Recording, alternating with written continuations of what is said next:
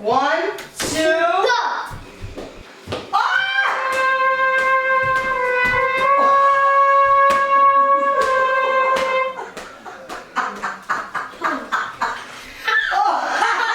You ruined my video! He's so smart! I blow your video.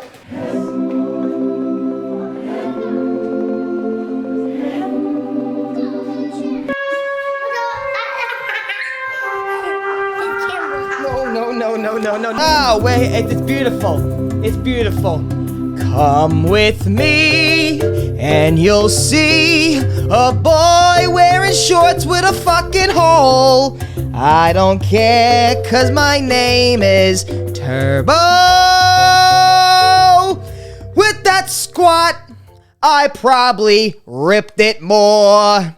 With that position, I probably showed more skin. Guys, what's up? I didn't know what to wear today. I just came back from Washington Square Park from the city. I was on the train. I was very fucking sweaty. Didn't know what to put on. But I found a pair of shorts with some holes. If you like underwear, if you want to subscribe. Oh, you sexy bastards. We are here for yet another episode of Professional Child with your boy Turbo. How you doing? How are you? How are you? We'll start off hot. We'll start off fucking hot. I went to Washington Square Park. I went to the city.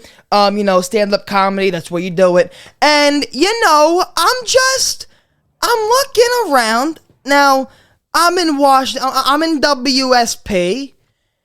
Now, I'm just looking around. I'm giving a little gander. And who do I see? I see little Mo Mozzarella.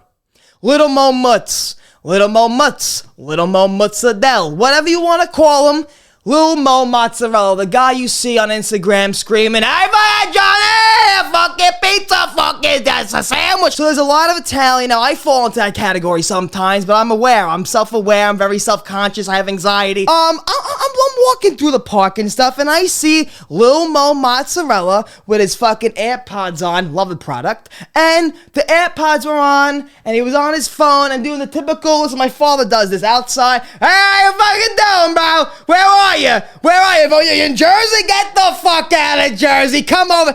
And out in public screaming, no care for no one. But that's New York City. But now, anyway, long story short, I see him in the fucking park, and some kid, now, I'm not gonna go over to Lil Mo Mozzarella and ask him for a fucking picture. Okay, that's just me. I'm not going to. I'm okay. I'm already fucking miserable. I'm fine. I don't want. So I see a guy, right now, maybe 25, mid-20. See a nice young lad. Go over to Lil Mo, have the AirPods on. However, though, vocally, everyone knew around us that he hung up because he said it. Bye! So, I remember seeing this kid going asking for a picture, like, "Hey, Lil Mo, whatever." And, to Lil Mo Mozzarella's defense, he was like, "Oh, hey, what's up? How you doing, man?" And listen, if he had to run somewhere, I get it. If he had to fucking, scarf down a sandwich for Instagram views, he had to go, I get it. But he straight up said, nah, not today. Lil Mo,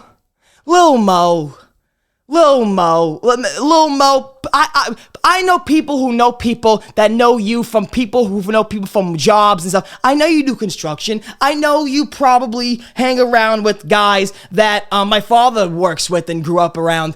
You didn't have time to take a picture? I mean, a couple of months ago, Lil Mo Mozzarella was, if you said that word, Lil Mo Mozzarella in public, you would take it to a psych ward. Before, like 8 months ago, no one knew who this wasn't a guy. This wasn't a guy, to be very honest with you, with the amount of characters coming out on Instagram and all these people having careers now because of one word they say. I can't keep fucking track. Fucking hot in here. What are you doing, Lil Mo? Listen to me. If you had a colonoscopy scheduled, I accept that, decline of a picture. I accept that scenario. I accept that. But in my head, I can't accept the scenario right now. I can't accept the fact that you, Mr. Mutz, didn't take a picture with someone who wanted it. You're an Instagram fucking, I say Instagram comedian in quotations. And I'm not even talking about you, Mr. Motz. I'm talking about a lot of fucking people on Instagram that just call themselves a comedian because they were shown on Barstool once. I mean, hey! I'm just speaking my fucking what's on my mind. I swear to God, I need to take a shower. I'm starving. I walked past the Popeyes. I got a little heart palpitation. I didn't want to go in, but I wanted to. I didn't get to though because I got Popeyes last week, and if I know I have another tender from Popeyes, that ring toe is coming off. All right, so this podcast may not be the longest. Okay, I mean, may not be the longest. But I wanted to make you know that this podcast right here, I wanted to say. Before we get into things, get out a piece of paper, get out, a stone slab, if you have a stone shivel, whatever you can write with, if you have a feather with ink, whatever you want to do, get it out. You're going to learn. I wanted to do something today that gives you a little bit more of me. Is the whole showing in this angle? Are you looking at my ball sack? Speaking of ball sack, how you doing, Ivy? I'm not talking to you, Jeremy.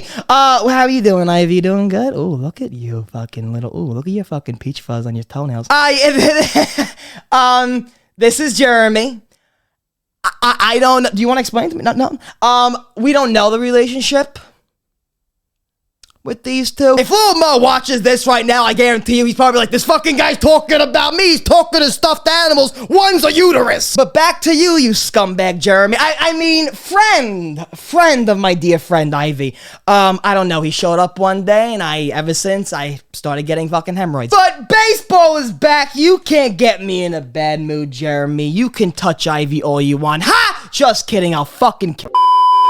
We interrupt Professional Childs with a little announcement. Cash is going to be the next president of the United States. He has a lot of... Go away. Okay, all right. He's already acting like a politician. Are you a Democrat? Are you voting red? Are you voting red? You gotta let me know if Trump is your Lord and Savior. You gotta What do you believe about the Board of Education? Do you think they should be getting hot lunches on Fridays?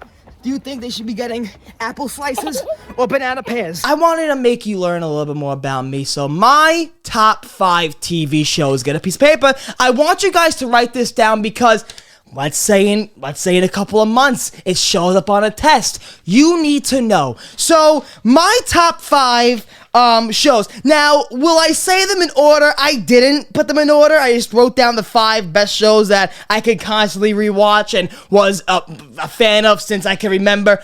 All right. Well, I'm trying to really put this in order because I want to kind of do the, all right, if we can get one out of the way. This one, my friends, is going to be a doozy. The Wiggles. Can I explain? Freddie, can I explain? The Wiggles offer a lot. The Wiggles taught me. I want to get low for a second. I'm intimate about this. Oh, hi. I wanted to talk about the Wiggles in a sense that it brought out a lot of stuff in your youth. You know what I'm saying? Like, it brought a broom, broom, driving big red car.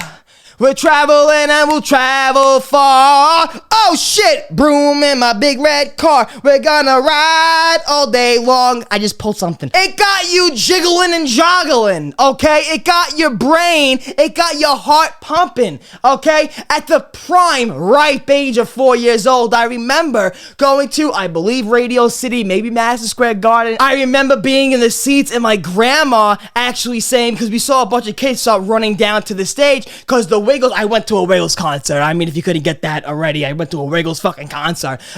Me, my sister, my grandma, my mom, my dad dropped us off and left. He couldn't deal. I get it. But I remember going down with my grandma to the stage and just wanting to, I don't know what it was, be with the Wiggles, be a Wiggle. But then I went down there in my Captain Feather Sword fucking costume. If I can find a picture, I will definitely put it in this podcast.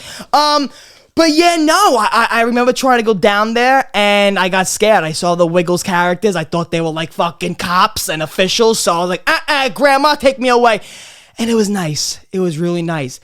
I need to get a fan in here because I am losing weight right now. I'm sweating. So that's just one I wanted to get out of the way. The Wiggles, the songs, the merchandise I had back in the day. I actually think I still have a pillowcase with the Wiggles on it, so... Hey! I'm sorry, Jeremy. Did I hit you? Did I fucking hit you, Jeremy? Now, also the Wiggles. There's nothing like the Wiggles anymore today.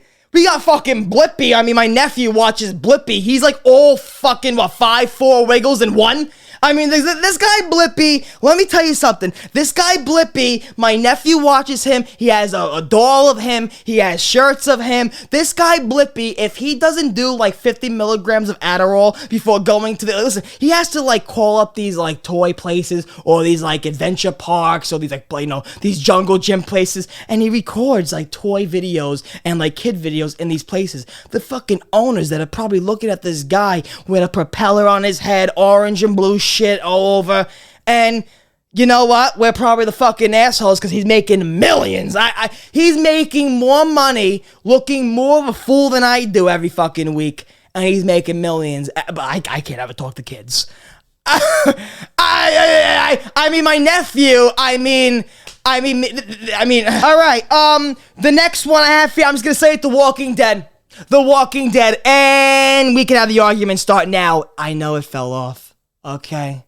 I know it fell off, all right? I don't want, you know what? I am going to do this for you guys, but the last time I touched this object, I sliced my pinky. All right, so I am holding it by the case and the handle. I am being so fucking careful, because you sexy bastards, the last time, if I could do this correctly, the last time I had this out, I sliced my pinky. This is Michonne's katana, okay? Oh boy, holy shit. Oh, I just got a little hard right there. So, this is Michonne's katana. Does it still have blood from like when I hit? So last time I took this out, I was literally showing my friend on FaceTime, like I am now. I'm like, hey, look at this. I love The Walking Dead up until the point where like Rick died and he was taken out by a helicopter. Spoilers if you didn't know, go fuck yourself.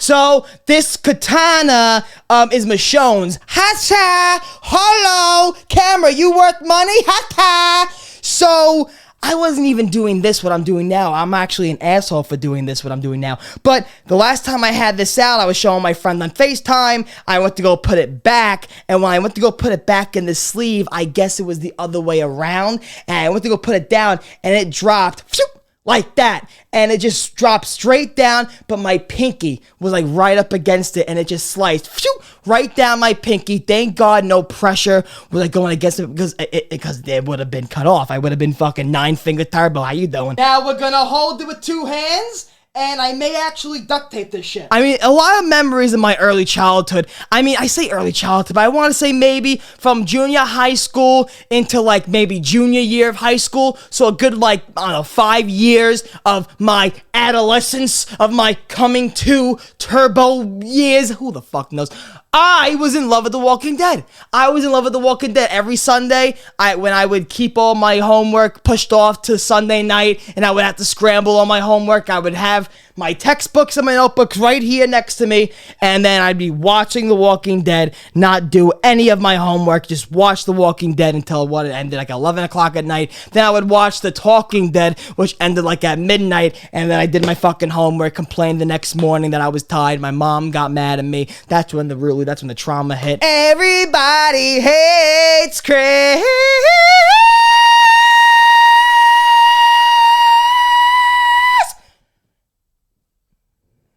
What, bitch? Everybody hates Chris. 5th grade, 4th grade, 5th grade elementary school. I remember everybody hates Chris. First of all, my eyebrows are fucking high. Like, it is 60 degrees in Brooklyn, and like yesterday it was snowing hail. That's another thing. But I cannot believe how much I'm sweating. You know what? Fuck the hey, Vinny.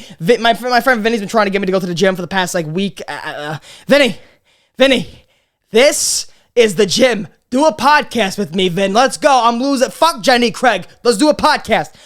So, I remember, so everybody hates Chris. I mean, come on, you have Tanya, you have the guy.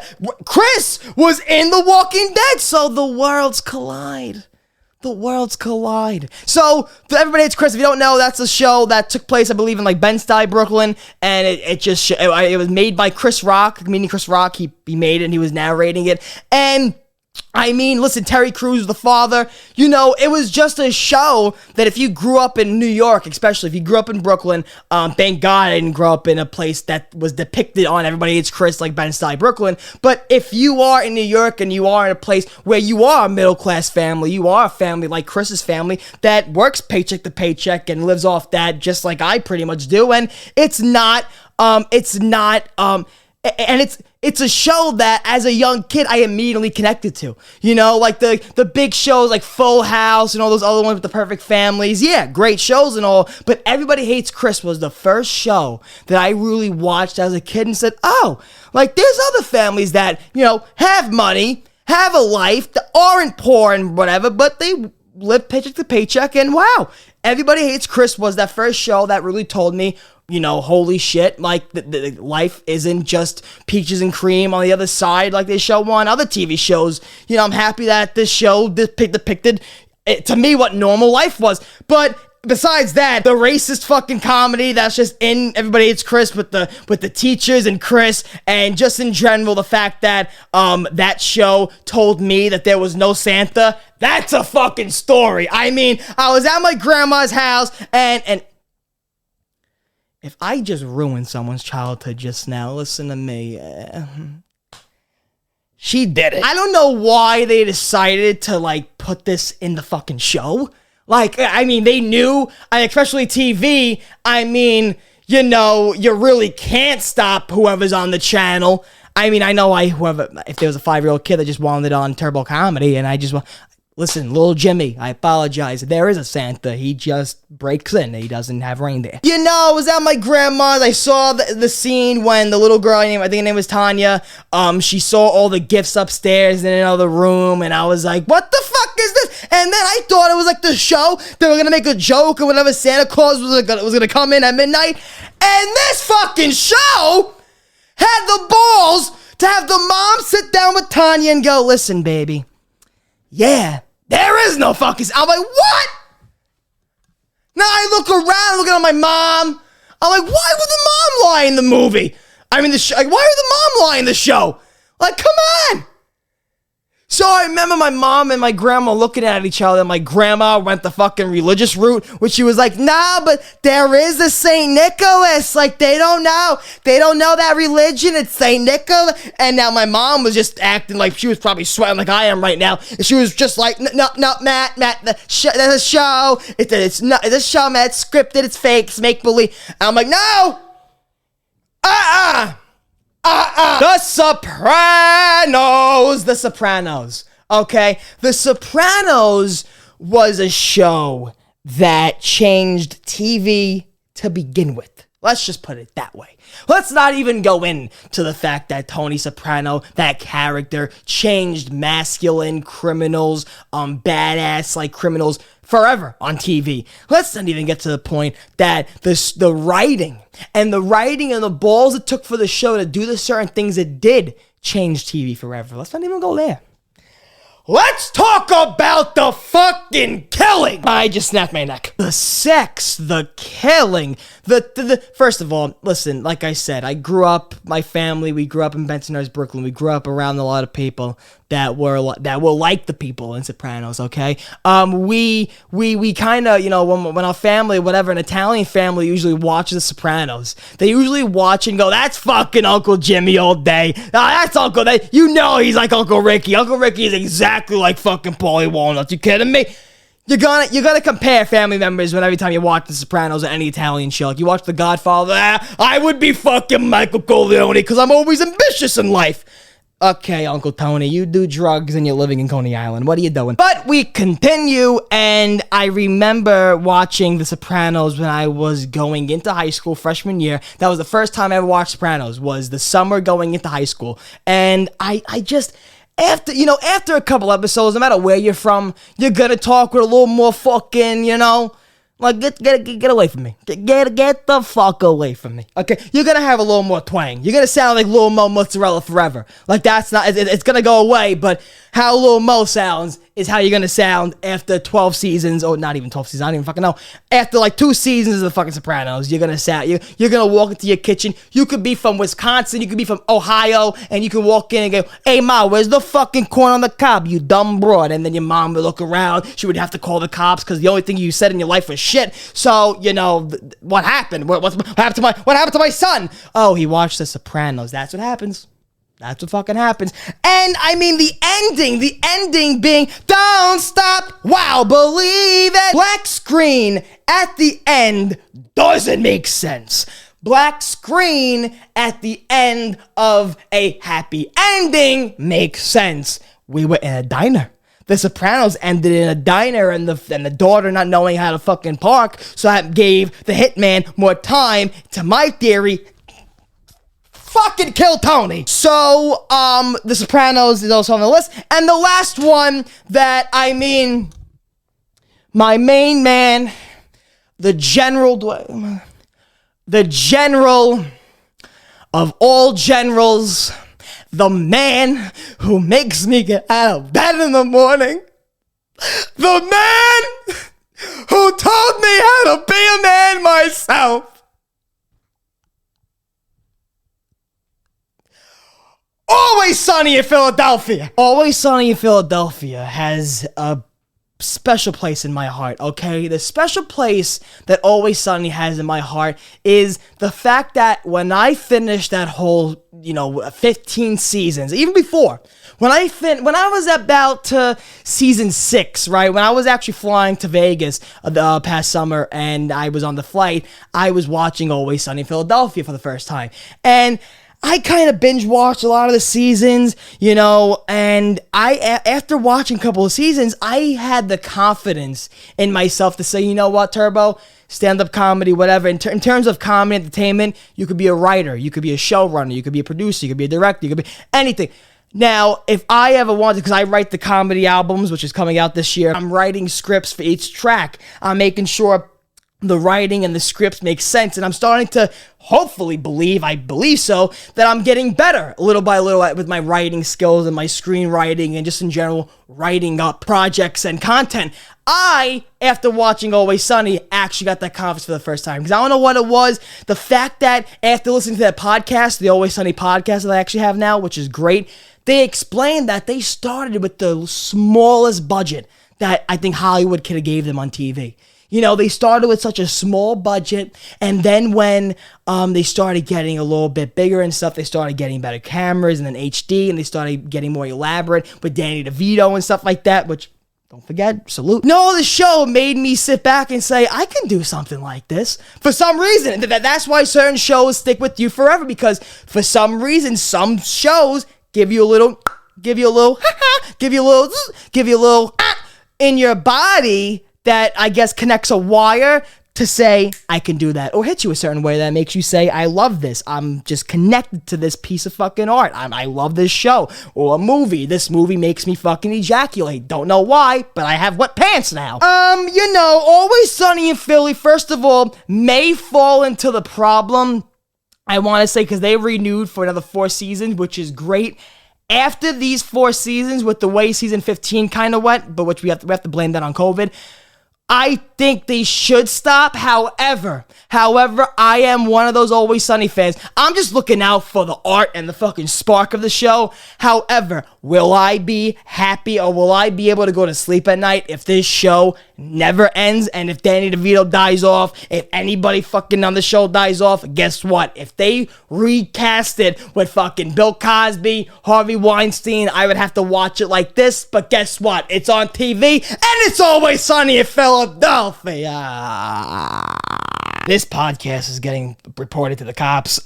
Listen, that's it. We had The Wiggles, The Walking Dead, Everybody Hates Chris, Sopranos, and Always Sunny in Philadelphia. The Wiggles I put in there because I wanted to have my youth and my childhood be involved in my top 5 list, because a lot of people usually pick the shows they're into now and currently. I went aboard. I went from childhood, I went to elementary school, I went to junior high school, I went to, being in high school, and then now.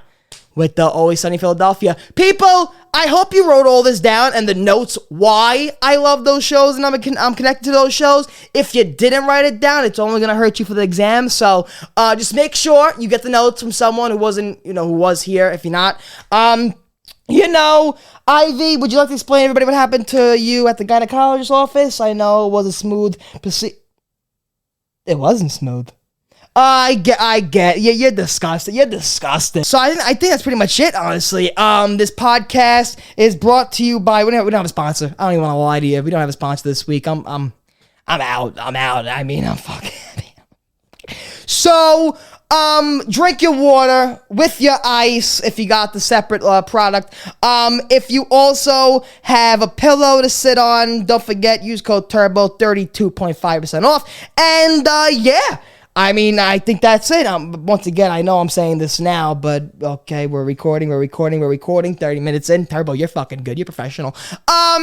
All right, people. What else before I go? Can't wait for the new Star Wars show, the Obi-Wan Kenobi. That's gonna be fun. I cannot wait for this episode to go out because I love you, sexy bastards, and I love you guys just commenting on every podcast. My Twitter, Instagram, in the description down below. Guys, I love you. This podcast will be on Spotify, iTunes, whatever the mobile, audio devices. It will be on them very shortly. But I want to let you know, okay? YouTube really is going to be the main spot for this podcast because you know me. Hello. I'm very physical. Like I'm in your face. I'm very, the content's very MP4 with this podcast, you know what I'm saying? So there is going to be audio, so soon they will be on those platforms. However, I want to let you know, especially when the summer comes along and there's going to be a lot more shit, I want to let you know that things will be getting crazy, and if you listen to it on audio only, you'll be like, what the fuck is this kid doing? If Spotify makes MP4 video allowed to everybody for podcasts, not just Joe Rogan and Always Sunny because we don't have $50 million, I'll do that too. But until then, the video is going to be on here, audio on Spotify and those platforms very, very soon. And I can't wait for the summer because the summer, a lot more crazier content is going to be happening outside, skits, whatever that may be. I can't wait for the next comedy album that I'm working on. This comedy album is going to be coming out in 2022. Don't know when, but definitely this year. The second main comedy album from Turbo Comedy. It's going to be fun. I'm sweating. I think I'm going to throw up. I love you so much, sexy bastards. And just make sure you always, and I mean always, do not forget. And if I hear you forgot, I swear to God, I'll fucking kill you. I'll have little Mo Mozzarella not take a picture of you, okay? I want you to know that the U.S. government is keeping this from you. The